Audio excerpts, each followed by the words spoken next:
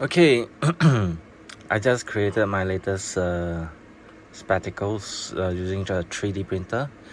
First thing first, this from the previous video. I show you the design is a little bit weird, as you can see here. When I close it, there's a little gap at the side, and does not really fit that well. Even though when I wear it, it's still okay, relatively comfortable. The second one I tried, also a little bit gap here. I noticed this little hinge, right, there's a little V shape, so when I put it in, it will always be a little gap there.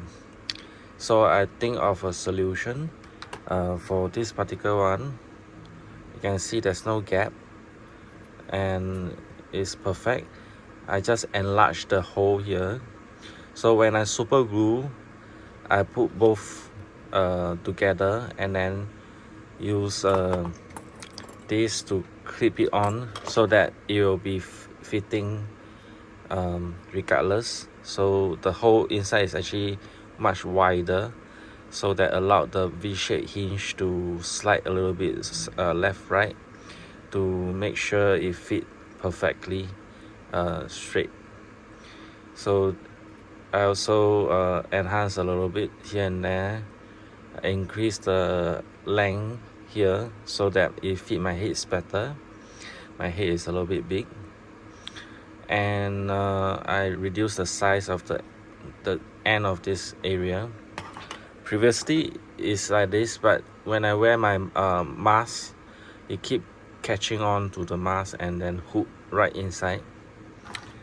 I hope this smaller version will reduce that chance of hooking the mask straps at the side.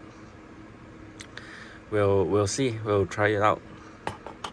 So overall, 3D printed part is the glass frame, the side, and here this is a steel wire. This one is 3D printed. This one is purchased from Lazada or AliExpress, can't remember.